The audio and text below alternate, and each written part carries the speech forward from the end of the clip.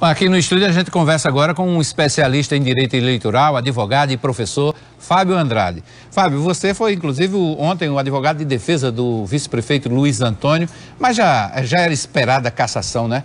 A realidade é que esses municípios, como Cabedelo, Bahia, Santa Rita, estão passando novamente por situações muito difíceis na política. Verdade, boa tarde. Há uma instabilidade aqui nos arredores de João Pessoa, né? Nós temos problemas de troca do comando do chefe do Poder Executivo recentemente em Cabedelo, também em Bahia, ano passado em Santa Rita. Há uma certa instabilidade, isso provocada por uma soma, Hermes, de disputa política com algumas questões jurídicas. Então, alguns movimentos que se faz no judiciário e nas ações do Ministério Público acaba contribuindo ou acaba acelerando disputas políticas, e aí a gente vive esse quadro de instabilidade à frente da chefia do Poder Executivo. Hoje, se a gente colocar numa balança, talvez Cabedelo e Bahia, e Cabedelo um pouquinho mais, sejam os casos mais complicados. Por quê? Foi prefeito, vice-prefeito e 2/3 da Câmara de Cabedelo, são 15, 10 foram afastados de uma só vez, aí teve convocado 10 suplentes, o presidente foi eleito e logo depois assumiu na cadeira do comando do Executivo, e a vereadora que foi eleita já assumiu a presidência da Câmara.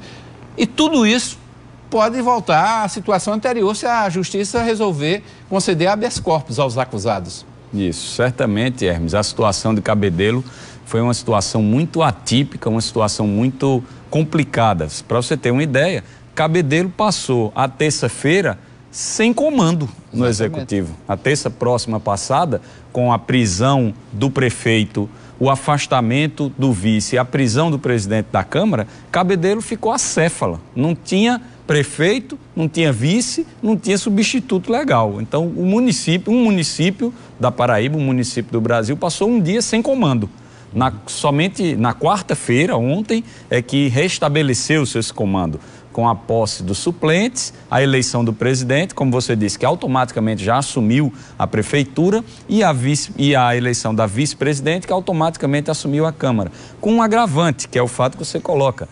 Essas prisões preventivas que foram decretadas podem ser modificadas daqui a pouco tempo, o afastamento do vice-prefeito pode ser modificado daqui a pouco tempo, e sem sombra de dúvida, essa relação ela vai ficar muito instável nos próximos dias ou nos próximos meses. É aquilo que eu disse, é um somatório das operações do Ministério Público, policiais, das ações judiciais, que se misturam com a questão política do município, e aí isso vira uma confusão tremenda que a população fica, como vimos, sem entender, e os próprios gestores, os próprios políticos do município ficam numa situação de instabilidade, sem saber quem será o prefeito na semana seguinte e às vezes até no dia seguinte. Bom, a gente está falando, claro, da situação desses municípios, né? Tem outros municípios na Paraíba que também passam por dificuldades em sua gestão, a judicialização também chegou até eles, mas o Brasil todo assistiu ontem a demorado debate